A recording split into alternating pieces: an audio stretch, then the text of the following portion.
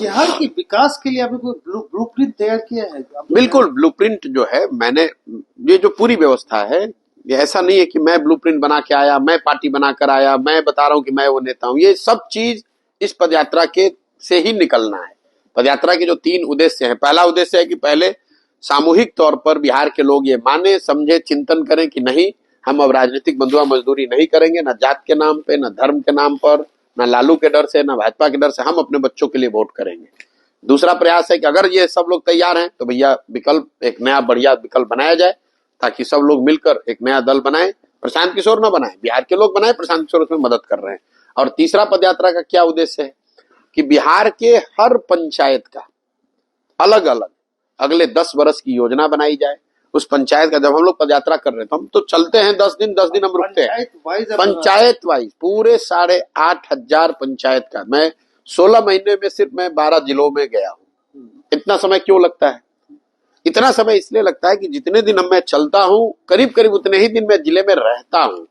हर मेरे साथ जो सैकड़ों लोग काम कर रहे हैं, हर पंचायत की स्थिति का अध्ययन कराते हैं, फिर हम लोग उसको बैठकर उसका चिंतन करते हैं। और जो सैकड़ों विशेषज्ञ देश दुनिया से जिसको मैंने जोड़ा है इस परिकल्पना में, उनकी मदद से योजना बनाते हैं कि अगर कल मौका मिल जाए तो इस पंचायत को अगले 10 वर्ष में कैसे विकसित किया जाएगा।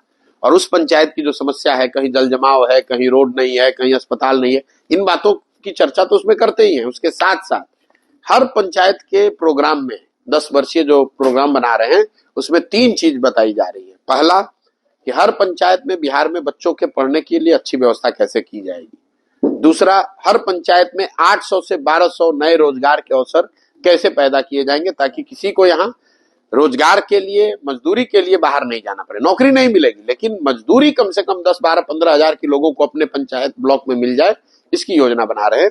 और तीसरा, खेती को यहाँ खाने वाली खेती से कमाने वाली खेती कैसे बनाया जाए। जैसे गांव देहात में हम लोग, आप बिहार में सुनते होंगे, लोग कहते हैं भैया गांव में आए हैं, अभी खेती का रोपनी का समय है, इसके बाद कमाने के लिए लुधियाना जाएंगे। मतलब लोग खेती को कैसे देखते हैं? खेती वो आके इसलिए करते हैं ताकि बाल बच्चों को खाने की व्यवस्था हो जाए। कमाने के लिए वो मजदूरी करने जाते हैं। मैं वो व्यवस्था बदलना चाहता हूँ। खेती को खाने वाले के बजाय, खाने वाली खेती से कमाने वाला खेती बनाना चाहता हूँ। और ये तीनों चीज की योजना पंचायत वार में बना रहा हूं। और जब ये दल जब भी बनेगा पदयात्रा खत्म होने के बाद, तो चुनाव के नजरिए से नहीं, ये सारे 8,500 पंचायतों का योजना पहले जारी करूंगा, ताकि आप बिहार की जनता ये देख पाए कि उनके पंचायत के विकास के लिए जन स्वराज की योजना क्या है। देखने समझने के बाद उसको ठीक लगे तो फिर वो वोट करे, उनके साथ जुड़े।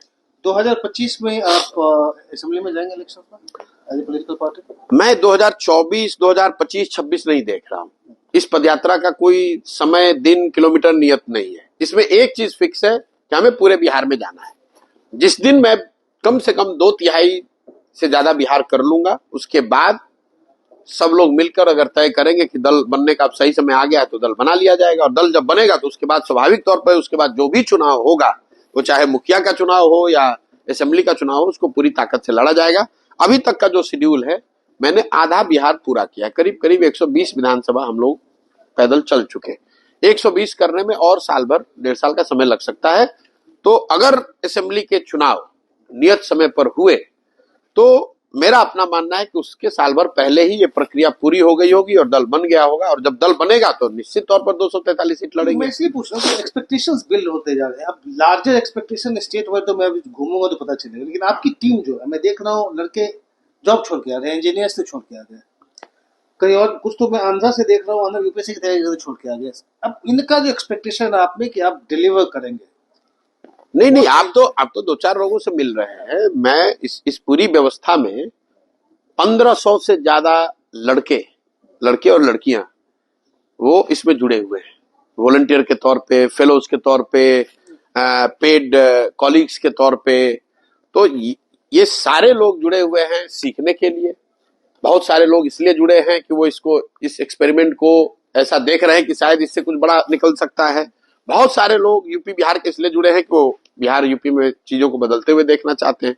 और इन 1500 में मेजोरिटी उन लड़कों का, उन बच्चों का है जो बिहार के हैं, जो सही मायने में देखते हैं कि भाई बिहार को सुधारने का एक सही प्रयास है, इसमें उन्हें योगदान करना चाहिए। सही, thank you very much for talking to us. Thank you very Thank you much. very much. Thank you.